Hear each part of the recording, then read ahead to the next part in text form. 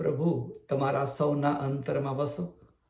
આપણી શુક્રવારની સિરીઝમાં મારા પ્રભુએ સોંપેલી સેવા એમાં ભાગ 17 હું આ સમયે આપની આગળ રજૂ કરતા ખૂબ આનંદની લાગણી અનુભવું છું.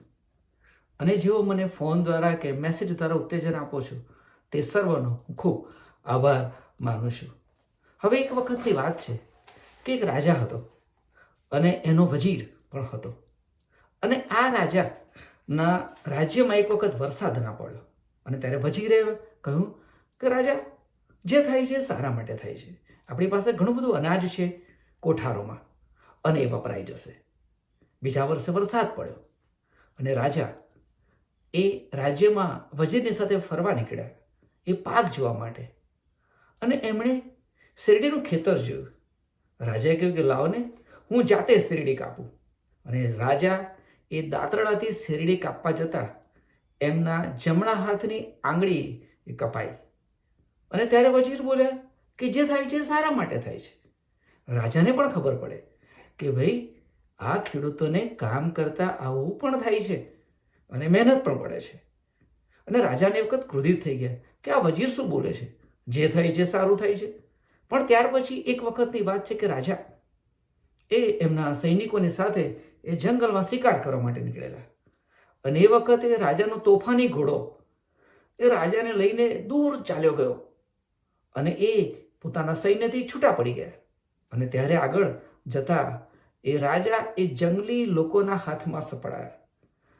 ઘનઘોર અંધારું થવા માંડેલું અને એ લોકોએ રાજાને પકડી લીધા અને કહ્યું કે હવે આપણા દેવી આગળ આ રાજાનું બલિદાન ચઢાવીએ. રાજાને બાંધવામાં આવે અને જોયું, તપાસતા ખબર પડી કે રાજાના જમણા હાથે એ કહે છે કે ભાઈ આના તો આંગળી કપાયેલી છે, હવે આવું બલિદાન અપાય નહીં. અને રાજાને છોડી મૂકવામાં આવે. અને ત્યારે રાજાને એ વજીરની વાત યાદ આવી કે ઈશ્વર જે કરે છે તે સારું કરે છે, સારા માટે કરે છે. અને તેમણે વજીરની વાતને આ વખતે સ્વીકારી. અને એ વખતે મને આ વાત વાંચતા મને એ પ્રભુના સેવક દાઉદ ભક્તની વાત યાદ આવે છે કે જે ગીતશાસ્ત્ર 34 અને 1 લખે છે કે હું સર્વ સમયે યહોવાને ધન્યવાદ આપીશ.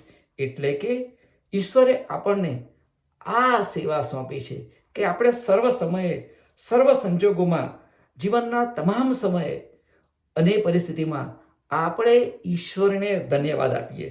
અને ચાહે માંદગી હોય કે મુશ્કેલી હોય, નોકરી છૂટી ગઈ હોય, અસફળતા મળી હોય, બાળકો પરીક્ષામાં નાપાસ થયા હોય, બાળકોના લગ્ન થતા ના હોય, અથવા લગ્ન થયા અને વિચ્છેદ થયા હોય, તેવા સમયે પણ હું આ યહોવાને ધન્યવાદ આપીશ.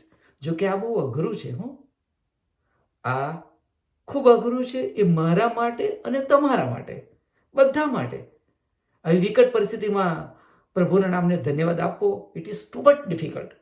હબાકુક એ પોતાના પુસ્તકમાં લખતા એમ જણાવે છે 3 અને 17 કે છે કે ભાઈ મારી અંજીરીને મોર ના આવે, દ્રાક્ષા વેલાને દ્રાક્ષા ના પાકે, જૈતુનની પેદાશ ના થાય અને ખેતરમાં કઈ અન્ન ના પાકે, મારા ઢોરઢાક નાશ પામે, તો પણ કે છે હું યહોવામાં હર્ષ પામીશ. અઘરું છે પણ થઈ શકે છે. ને ત્યારે મને જૂના કરારમાં એક પ્રભુના સેવકની વાત યાદ આવે છે જે બધા જાણીએ છીએ આપણે, અયુબ. એની જ વાત લઈ લો કે જેને 7 પુત્રો હતા અને 3 પુત્રીઓ હતી.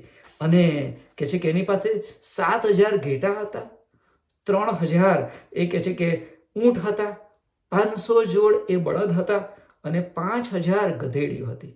પુષ્કળ રાજ રચેલું હતું. અને આ બધું નાશ પામ્યું. જે મેળવતા એણે ઘણા વર્ષો થઈ ગયા હતા, ઘણી મહેનત કરેલી. અને છતાંય કે છે કે એ અયુબ 1 અને 21 ઈશ્વરનો ભક્ત એમ કે છે કે ઈશ્વરે આપેલું હતું અને ઈશ્વરે લઈ લીધું. એણે દેવને એ દોષ દીધો નહીં. પગના તળિયાથી તે માથાના ટાળકા સુધી એ ગુમડાઓનું દર્દ જબરજસ્ત થયું. અને કે છે કે એ ગુમડાને ખંજોળવા માટે કે ખંજવાળવા માટે એ ઠીકરી લઈને રાખમાં બેઠો. અને ત્યારે એની પત્નીએ કહ્યું કે તારા દેવને શ્રાપ દે અને મરી જા. અને ત્યારે જે અયુબ જવાબ આપે છે ભલાઓ, એ અયુબ નો જવાબ આપણને બધાને બહુ મોટું ઉત્તેજન આપે છે. એણે આમ કહ્યું કે શું આપણે દેવના હાથથી સુખ જ સ્વીકારીએ, દુઃખ નહીં? કેટલો ગજબનો જવાબ! અને હું એવા કેટલાયને ઓળખું છું કે જેમણે મુશ્કેલીઓ આવી છે અને ચર્ચમાં આવવાનું બંધ કરી દીધું છે. અને એવા કેટલાયને ઓળખું છું કે જેઓએ સંગતો મૂકી દીધી છે, પ્રાર્થના કરવાનું મૂકી દીધું છું. હું એવા કેટલાયને ઓળખું છું કે જેમણે દાન આપવાનું બંધ કરી દીધું છે. પણ વાલાઓ, એ વાત કદી ના ભૂલીએ કે તમે જે માપથી માપીને આપો છો એ જ માપથી તમને માપી આપવામાં આવશે. હું નહીં, આ પવિત્ર બાઇબલ કહે છે. અને જો તમે આ પ્રમાણે કશું પણ બંધ કર્યું છે વાલાઓ, તો ચાલુ કરશો.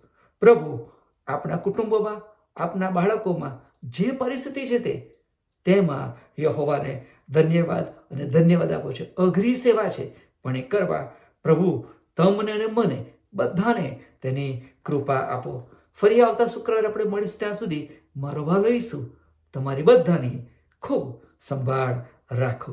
આમીન.